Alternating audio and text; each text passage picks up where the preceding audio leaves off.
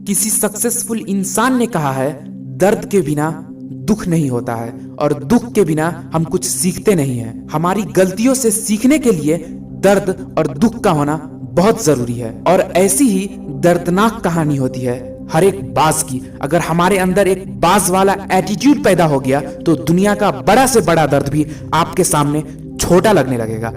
बाज अपने प्राणियों का बादशाह कहलाता है, लेकिन इस बादशाहियत को कायम रखने के लिए एक बाज को बहुत सारी मुश्किलों का सामना करना पड़ता है, एक मुश्किल प्रोसेस से गुजरना पड़ता है। और उसी कठिन प्रोसेस के बारे में मैं आज आपको बताऊंगा।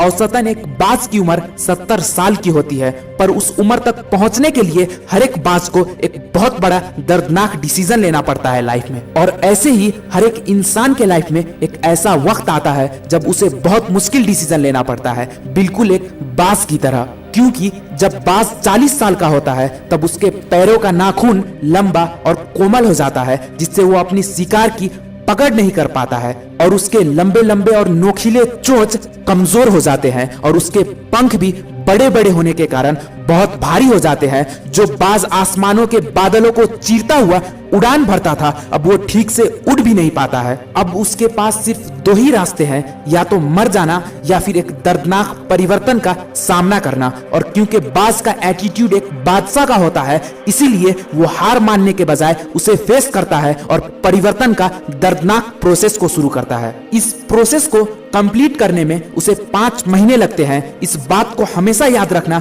कि अगर तुम्हें अपनी हिम्मत को बढ़ानी है तो दर्द का सामना करना होगा, क्योंकि दर्द ही वो तरीका है जिससे हम खुद को मजबूत बना सकते हैं। बाज सबसे पहले चट्टानों की चोटी पर उठता है और वहां जाकर बैठ जाता है।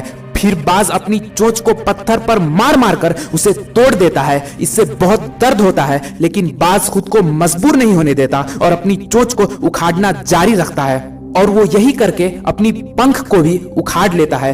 बाज फिर इंतजार करने लगता है नई चोंच निकलने का, और जब नई चोंच निकल आता है तब वो अपने पांव के नाखून को भी उखाड़ लेता है। ये पूरी प्रोसेस बहुत ही खतरनाक और दर्दनाक होती है, लेकिन बाज इस दर्द से गुजरकर एक नई जिंदगी शुरू करता है और उसके बाद फिर से बादशाह की तरह 30 साल और जीता है। इससे वो एक नया बाज बन जाता है। इसीलिए हम सबको दर्द से गुजरना पड़ता है, क्योंकि अगर हम अपने कंफर्ट जोन में रहेंगे तो हम कभी लाइफ में सक्सेसफुल नहीं बन सकते हैं और फ्यूचर में हमें ज्यादा दर्द का सामना करना पड़ेगा। इसीलिए अपने कंफर्ट जोन से निकलकर दर्द का सामना करो, बिल्कुल बाज की तरह। हमारी जिंदगी में एक के बाद एक मुश्किलें आती रहती है, लेकिन हमें इन मुश्किलों को एक उड़ान की तरह देखना चाहिए, जैसे एक बाज देखता है। क्योंकि जिंदगी में दर्द का होना बहुत जरूरी है और इसी दर्द से हमें आगे बढ़ने की ताकत मिलती है। हमें भी अपनी जिंदगी में बदलाव लाने के लिए उस प्रोसेस से गुजरना पड़ता है, जैसे बाज को अपने पंख जलाने पड़ते हैं अपनी